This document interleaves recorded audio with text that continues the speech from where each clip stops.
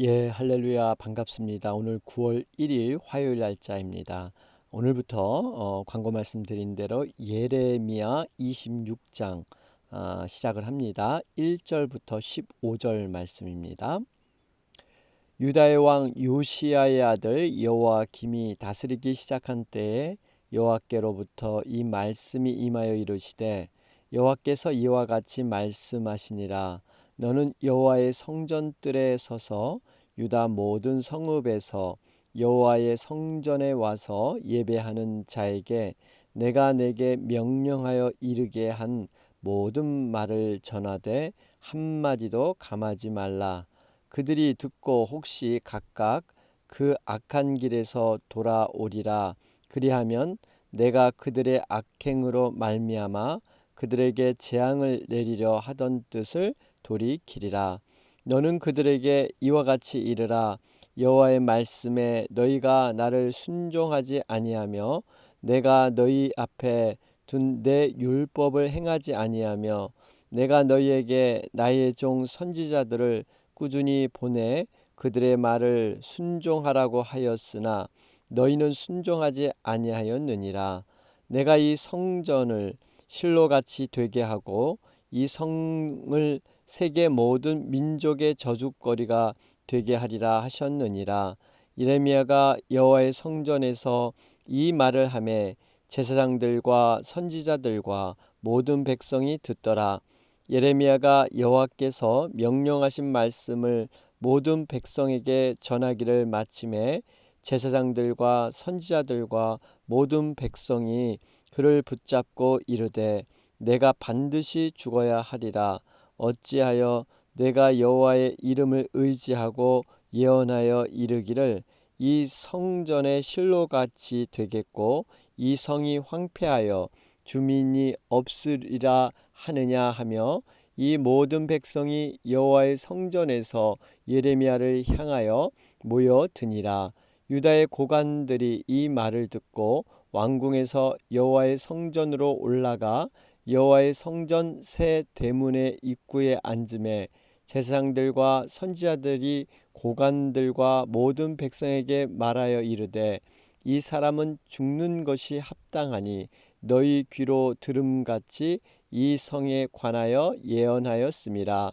예레미야가 모든 고관과 백성에게 말하여 이르되, 여호와께서 나를 보내사 너희가 들은 바 모든 말로 이 성전과 이 성을 향하여 예언하게 하셨느니라. 그런즉 너희는 너희 길과 행위를 고치고 너희 하나님 여호와의 목소리를 청종하라. 그리하면 여호와께서 너희에게 선언하신 재앙에 대하여 뜻을 돌이키시리라. 보라, 나는 너희 손에 있으니 너희 의견에 좋은 대로 옳은 대로 하려니와 너희는 분명히 알아라. 너희가 나를 죽이면 반드시 무죄한 피를 너희 몸과 이 성과 이 성 주민에게 돌리는 것이니라.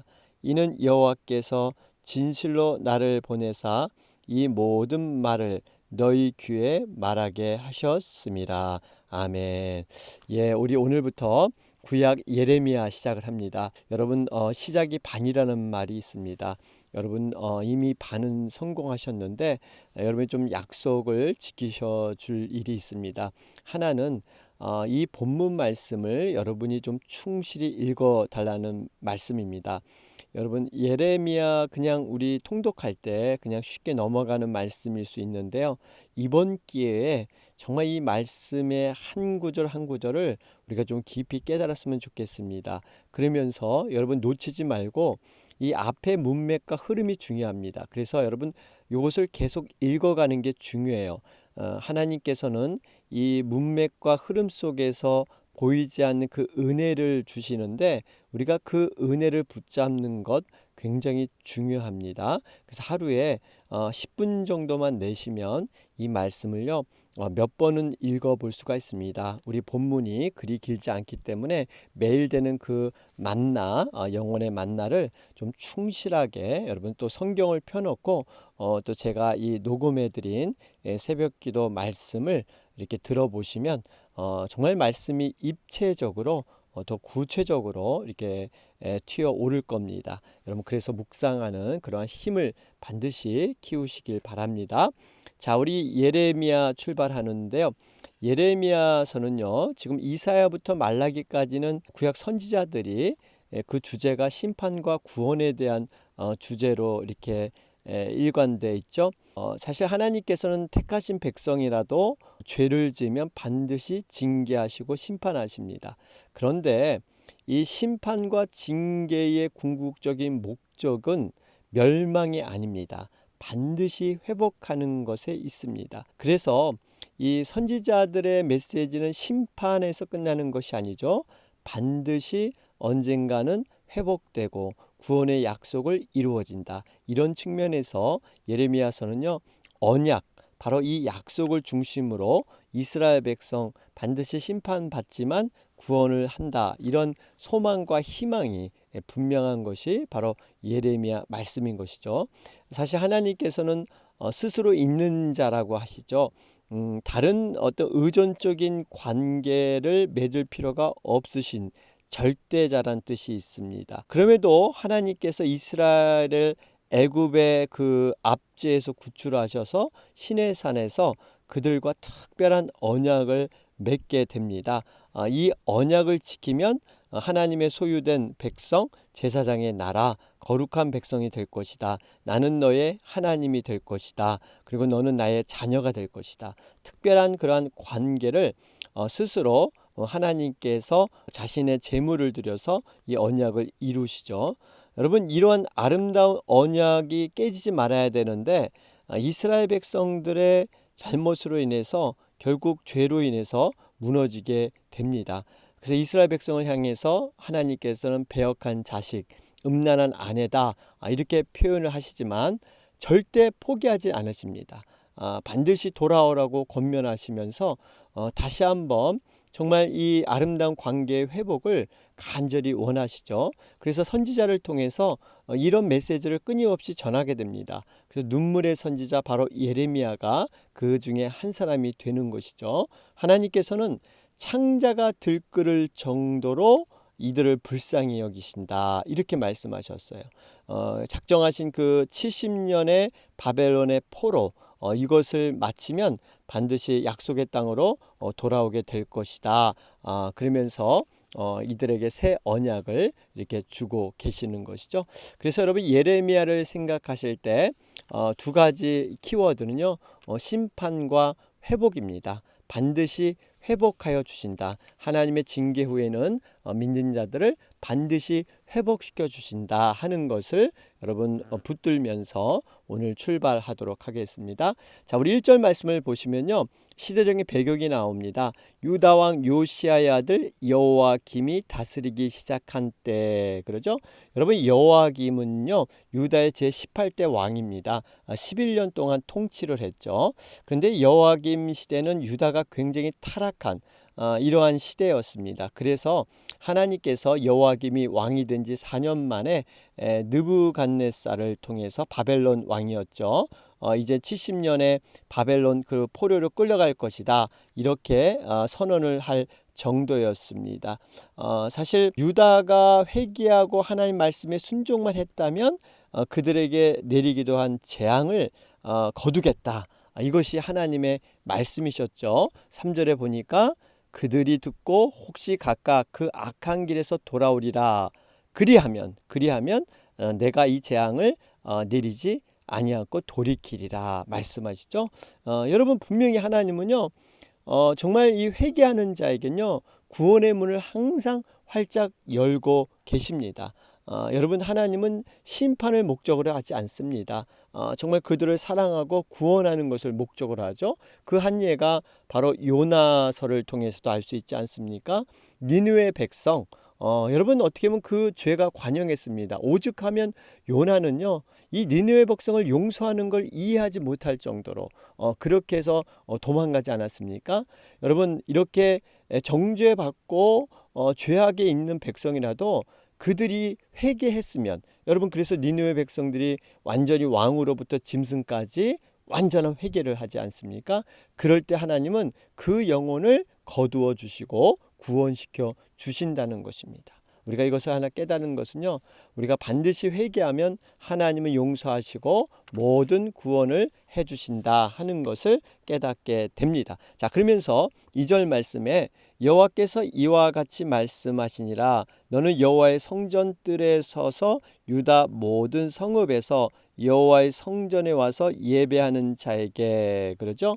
여기서 중요한 말씀이 이들에게 무엇을 했냐면요, 내가 내게 명령하여 이르게 한 모든 말을 전하되 한마디도 감하지 말라 그래요. 한마디도 감하지 말라. 여러분, 이 말씀을 절대 가감치 말라. 더하지도 말고 빼지도 말고 말씀 그대로 전해라. 이것이 하나님의 명령이었어요. 여러분, 분명히 우리가 말씀을요, 말씀되게 들어야 합니다. 강단이 살아있다는 것은 하나님의 말씀이 가감없이 그대로 전달돼야 된다는 것이에요. 여러분, 사실 하나님의 말씀은 우리가 위로와 소망과 어떤 복의 말씀 물론 많이 있죠. 그런데 어떤 말씀은 우리가 이 말씀이 굉장히 쓰다 그랬죠. 책망과 교훈과 바르게 함과 의로 교육하게 유익하니, 우리에게 경고의 말씀이고 쓴소리의 말씀이 될 수가 있어요. 그러나 분명히 주의 종은요, 그 말씀을 가감 없이 그대로 그렇게 전해야 합니다. 귀에 듣도록 이렇게 좋은 말씀, 또 가려워서 긁어주는 말씀, 이걸로는 되지 않고요, 우리의 영혼을 흔들어 깨우는 그러한 하나님의 파워풀한 말씀을 그대로 전해야 될 줄로 믿습니다. 그렇기 때문에 여러분, 이 말씀을 제대로 이들이 깨달았다면 여러분, 유다가 이렇게 파멸되지 않았습니다. 말씀의 그 진중함을 그들은 알지 못했다는 겁니다. 그래서 우리는 분명히 이 말씀을 바로 받고 이 말씀을 또 바로 전달해야 된다 하는 것을 우리가 깨닫게 되죠. 자, 그러면서 여러분 2절 말씀을 보면요, 여기서 모든 성읍에서 여호와의 성전에 와서 예배하는 자에게, 여러분, 예배하는 자에게 하나님의 말씀을 가감없이 전해라. 여러분, 여기 예배하는 자, 성전에 와서 예배하는 자, 무척 의미가 있습니다. 그냥 교회 처치 멤버나 마당만 밟는 자가 아니라 진정한 마음으로 하나님 앞에 예배하는 자에게, 들을 귀 있는 자에게 하나님의 말씀을 그대로 전달하라는 겁니다. 여러분, 이 여호와김 시대 왕들의 내력을 좀 알 필요가 있죠. 사실 유다가 결정적으로 타락하기를 겪게 된 것은 므낫세부터죠. 므낫세 왕은 유다 왕 중에 가장 오래 통치한 왕입니다. 55년간을 통치를 했습니다. 참 죄악된 길을 걸었어요. 우상 숭배를 조장하고 제멋대로 살았죠. 그런데 그의 아들 요시아는 달랐습니다. 요시아는 개혁한 왕이에요. 선한 왕입니다. 그는 철저히 종교개혁을 통해서 이 아버지 때 잘못된 것을 바로잡으려고 애썼습니다. 그런데 그것이 역부족이었죠. 39살에 그가 애굽의 느고와의 전투에서 패해서 젊은 나이에 죽게 됩니다. 그 다음 왕이 바로 여호와김이에요. 그러니까 요시아 왕 다음에 여호와김인데, 이 여호와김은요, 이 아버지가 제거한 우상을 곳곳에 다시 또 새롭게 세우고 백성들의 영적 타락을 조장했던 아주 악한 왕 중에 하나가 되고 있습니다. 그러니까 예루살렘 성전에 나와서 정말 이 제사를 드려도 그냥 형식적인, 아주 종교 의식적으로만 드렸어요. 참된 예배자가 아니었습니다. 우리가 4절 5절에 그 내용들이 나와 있잖아요. 4절 5절 내용 볼까요? 너는 그들에게 이와 같이 이르라. 여호와의 말씀에 너희가 나를 순종하지 아니하며 내가 너희 앞에 둔 내 율법을 행하지 아니하며 내가 너희에게 나의 종 선지자들을 꾸준히 보내 그들의 말을 순종하라고 하였으나 너희는 순종하지 아니하였느니라. 바로 이런 시대였다는 거예요.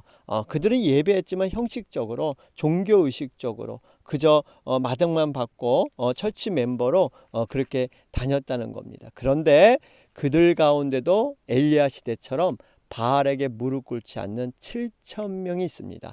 들을 귀 있는 예배자가 있다는 거예요. 무리들이 아니라 참된 제자로서 살아가고자 하는 분명히 들을 귀 있는 자가 있다는 겁니다. 여러분, 우리도 반드시 이런 시대에서 들을 귀 있는 예배자로 우리도 세워져야 될 줄로 믿습니다. 종교적인 사람이 아니라 신앙적인 사람이 돼야 합니다. 성령의 사람, 말씀의 사람이 바로 돼야 된다는 것입니다. 그러면서 3절에 그들이 듣고 혹시 각각 그 악한 길에서 돌아오리라 그리하면 내가 그들에게 악행으로 말미암아 그들에게 재앙을 내리려 하던 뜻을 돌이키리라. 여러분, 여기 그렇잖아요.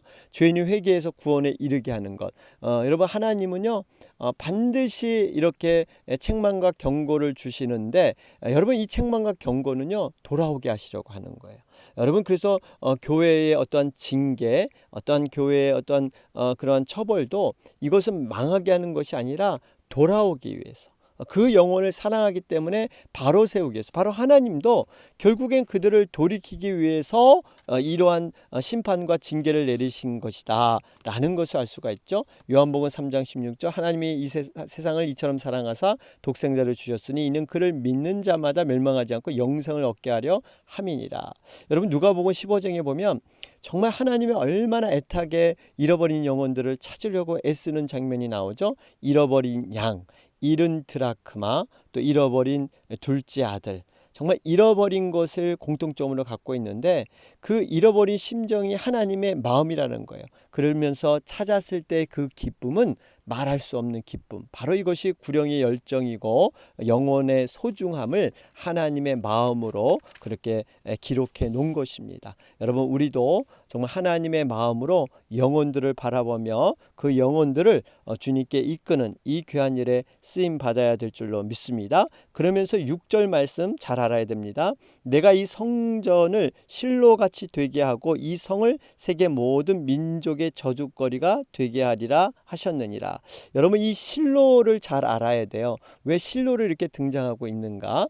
이것은 결국 예루살렘 성전에 대한 파괴를 이렇게 지금 경고하고 있는 것인데요. 여러분, 실로가 무엇입니까? 과거 사사시대, 특별히 이 엘리가 이스라엘 사사로 있을 때까지 이스라엘 종교의 중심지가 바로 실로였습니다. 이곳에 하나님의 회막이 있었습니다. 그러니까 하나님의 성전을 짓기 전에 실로에 하나님의 회막이 있었죠.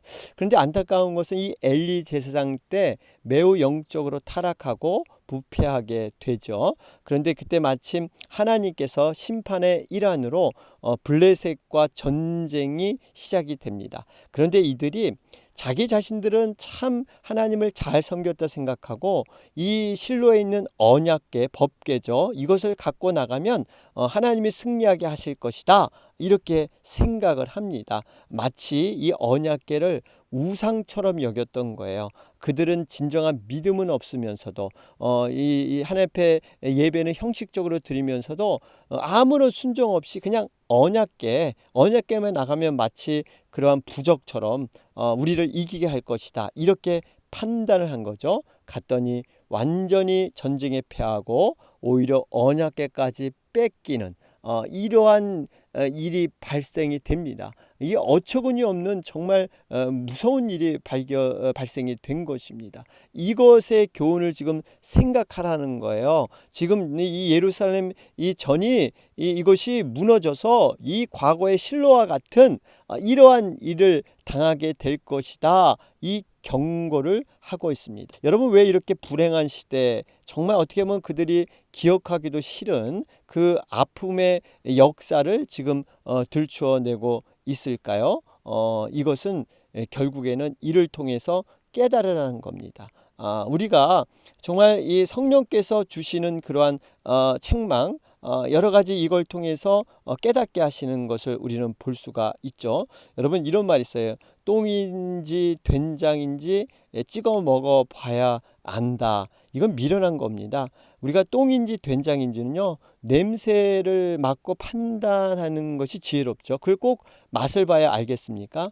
어떻게 보면 성경 말씀에 우리에게 지금 이러한 것을 주시는 것은요, 너희들이 직접 다 체험하지 않더라도 지금 말씀을 통해서 너희들 그 길을 가지 말라는 거예요. 인생의 길을 여러분 다 갈 수 없습니다. 우리가 다 경험할 수 없어요. 그러나 하나님의 말씀의 이 지혜를 가지고 우리는 가보지 않은 길도 알게 되는 그러한 지혜를 얻게 될 줄로 믿습니다. 여러분, 그렇기 때문에 이 교훈을 우리가 바로 밟고 그 실패의 역사를 다시 밟지 않도록 하는 것, 여러분, 이것이 진정한 지혜자인 줄로 믿습니다. 자, 그러면서 여러분, 이 7절 말씀에 거기 보니까 제사장들과 선지자들과 모든 백성이 듣더라 그러죠. 여러분, 이로 인해서 어떻습니까? 이제 그들의 반박이 시작이 되죠. 말씀을 증거했을 때 이러한 그 반박하는, 말씀을 듣고 좋게 반응하는 사람이 있는가 하면 그것을 반박하는, 여러분, 그래서 말씀은 살아있다는 거예요. 여러분, 이러한 자들이 또 이 제사장들 선지자들과 모든 백성으로 드러나고 있는 거죠. 자, 그러면서 그들이 이제 8절 말씀을 보니까 이제는 이 예레미야를 붙잡고 제사장들과 선지자들과 백성들이 너희가 반드시 죽어야 하리라 그래요. 죽어야 하리라. 여러분, 이유가 뭡니까? 9절에 설명되어 있죠. 예레미야가 하나님 이름을 빌어서 거짓 예언을 선포했다. 어떻게 이 거룩한 예루살렘 성전이 실로와 같이 되겠느냐? 이런 일이 이건 거짓이다. 이렇게 그들을 지금 예레미야를 공격하고 있는 것이죠. 여러분, 우리가 이런 상황, 다수가 참 이 옳은 것 같고 소수, 예레미야는 혼자입니다. 우리가 다수결 원칙, 이러한 얘기 있잖아요. 무리의 신앙. 이 신성 모독자라고 지금 예레미야가 오해를 받고 있는 것이죠. 여러분, 우리 이러한 것들을 잘 구별해 내야 됩니다. 우리가 흔히들 무리신앙이라 그러죠. 그저 다수결, 다 많은 사람이 옳으면 옳은 것처럼 여겨서는 안 되고요. 우리에겐 분별의 영이 있어야 될 줄로 믿습니다. 마지막 때는 분별의 영이 정말 필요합니다. 왜냐하면 거짓 진리가 난무하고 거짓 선지자가 이렇게 현혹하는 시대가 마지막 종말의 때입니다. 우리가 열심도 중요하지만 분별의 영, 진정으로 정말 하나님의 말씀과 성령의 가르침을 통해서 분별할 줄 아는 것, 여러분, 이것이 얼마나 중요한 하나님의 성령의 지혜인지를 모릅니다. 우리가 아무쪼록 분별의 영을 통해서 분별하는 능력을 소유하시길 바랍니다. 자, 그런 가운데 여러분 11절에도 다시 한번 확인하죠. 이 사람은 죽는 것이 합당하니 그래요. 죽는 것이 합당하니, 죽는 것. 여러분, 결국 결국에는 이 지금 이 제사장들과 이 선지자들과 고관들은요, 이 예레미야 말씀이 사실 듣기 싫으니까 그 존재를 갖다 죽여버리려고 해요. 죽는 것이 합당하다 이러면서 죽여버려서 차라리 예레미야 입을 막으려고 하는 것. 여러분, 사실 진정으로 죽어야 할 자는 누굽니까?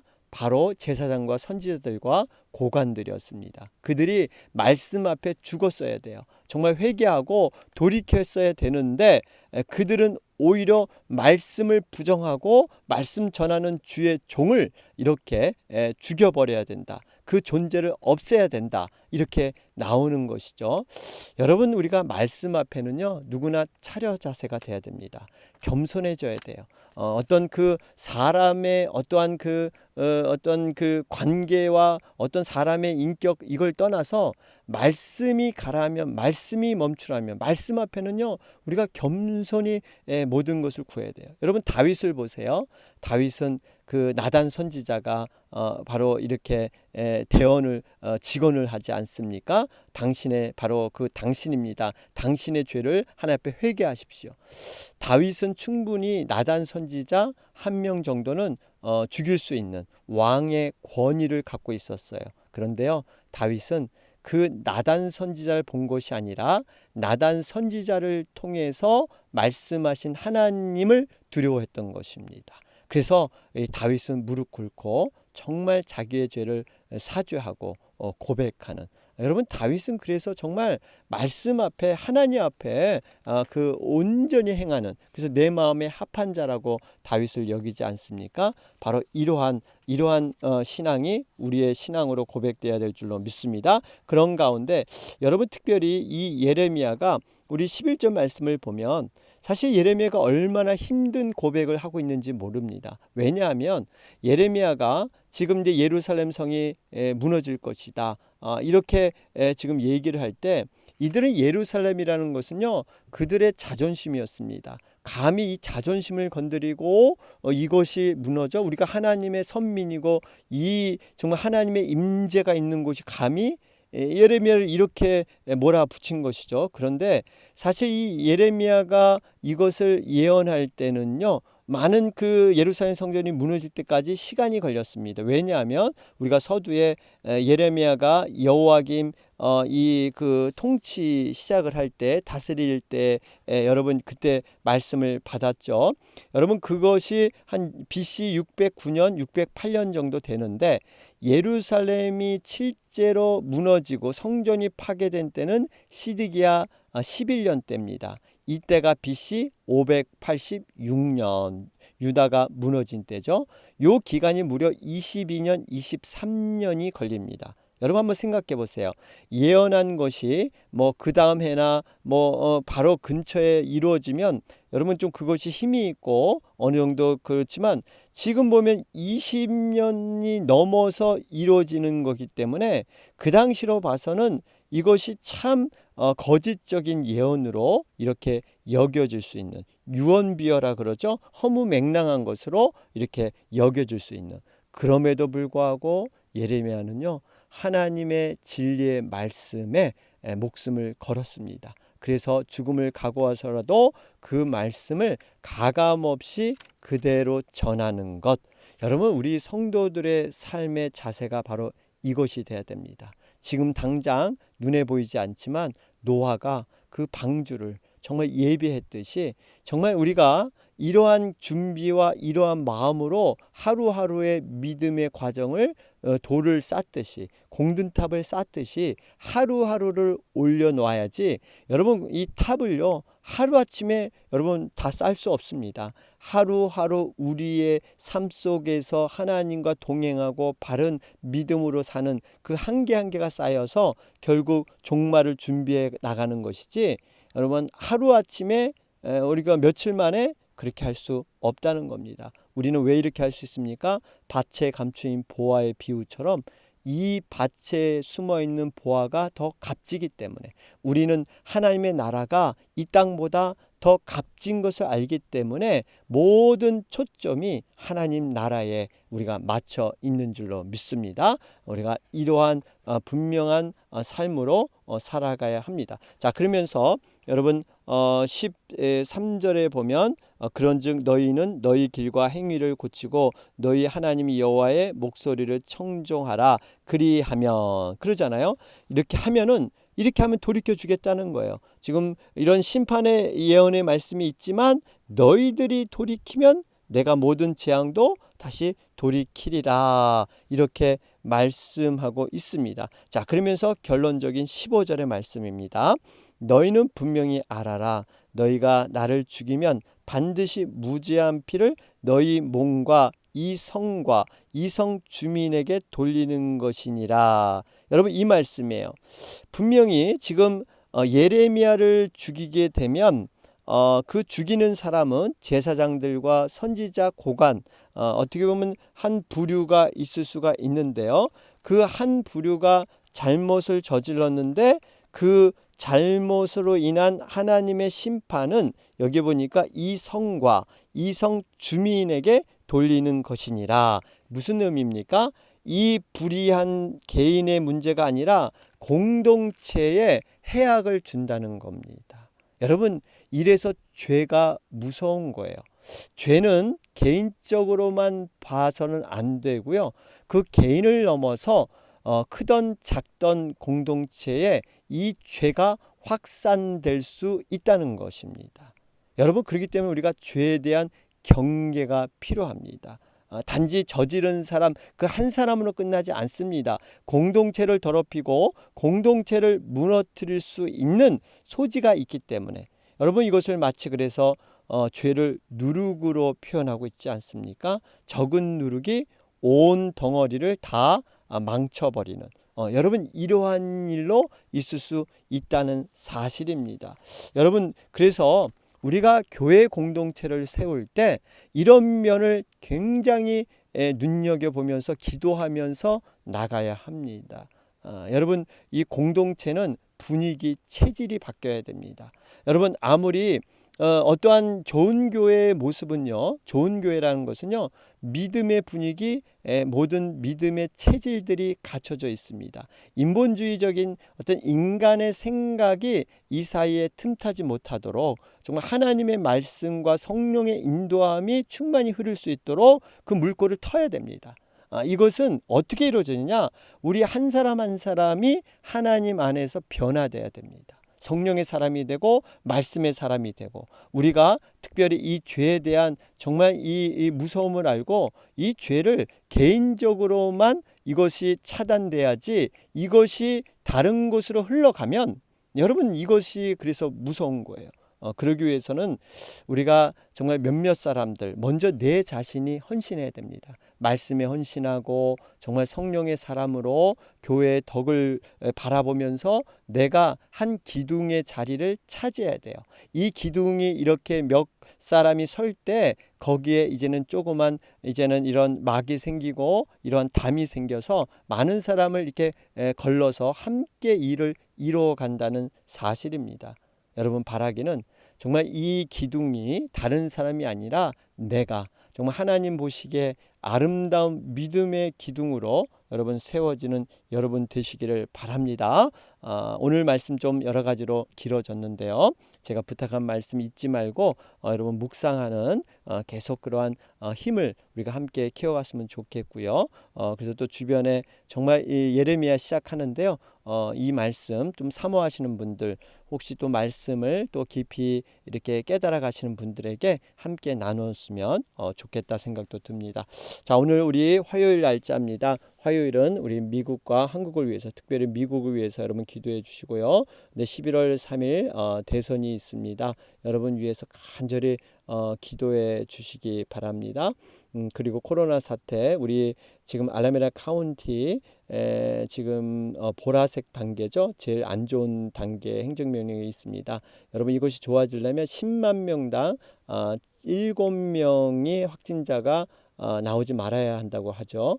여러분 7명 밑으로 내려가야지만 다음 단계 빨간 단계로 이렇게 넘어가게 됩니다. 여러분 위해서 계속해서 기도해 주시기 바랍니다. 다 같이 기도드리겠습니다.